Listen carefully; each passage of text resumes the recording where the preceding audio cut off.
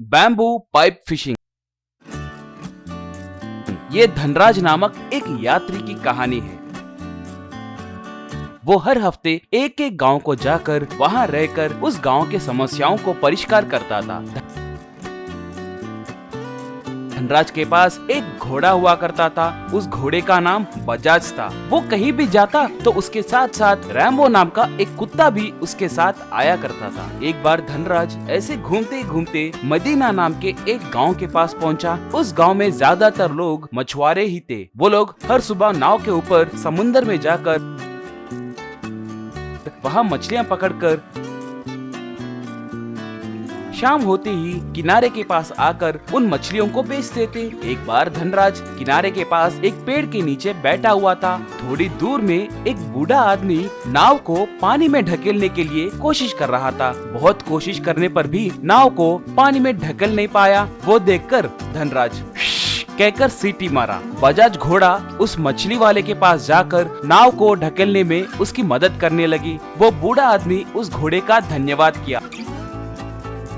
ऐसे हरदम के जैसे ही बजाज उसकी मदद करने लगी। तभी एक पहलवान आकर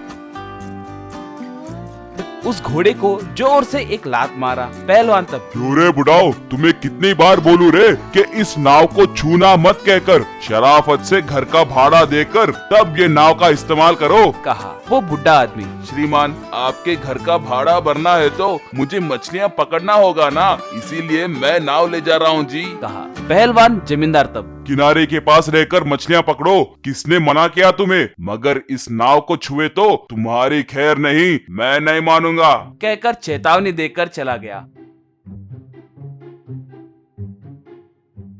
ये बात पता करके धनराज उस बुढ़े आदमी के पास आकर,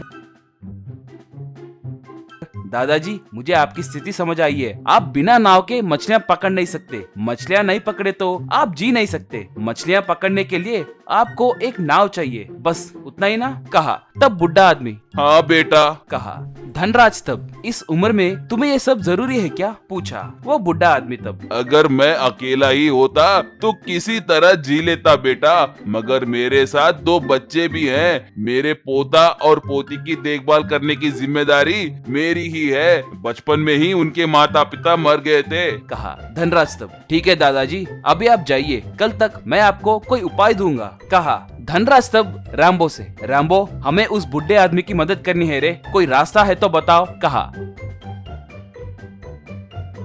रैम्बो तब भौ भौ कहकर भौंकते हुए भागने लगी। धनराज, हे रैम्बो कहाँ जा रहे हो? कहकर अपने घोड़े पे चढ़कर उस कुत्ते के पीछे जाने लगा।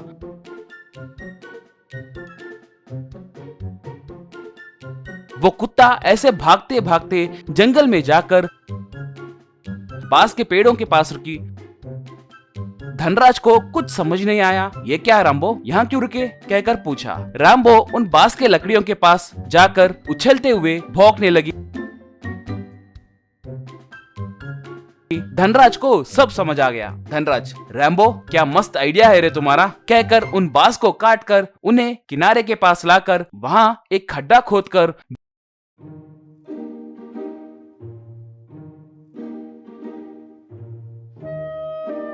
बैम्बू स्टिक्स को पाइप के जैसे रखा। तब उन बैम्बू स्टिक्स में थोड़ा चारा डाला। थोड़ी देर के बाद उन बैम्बू स्टिक्स के अंदर से मछलियां आकर उस खड्डे में गिरने लगे। ऐसे सुबह तक उस खड्डे में बहुत सारे मछलियां गिरे। उसी समय वो बुढ़ा मछुआरा वहां आकर देखा कि उसमें बहुत सारे मछलियां थी। वो देखकर वो बहुत खुश हुआ। धनराज तब। दादाजी, अब आपको नाव की जरूरत नहीं है, आपको समुद्र में जाने की भी जरूरत नहीं है। इन बैम्बू पाइप्स की मदद से आप जितने चाहें उतने मछलियां पकड़ सकते हैं। आप इन मछलियों को बेचकर आराम से जीना। कहा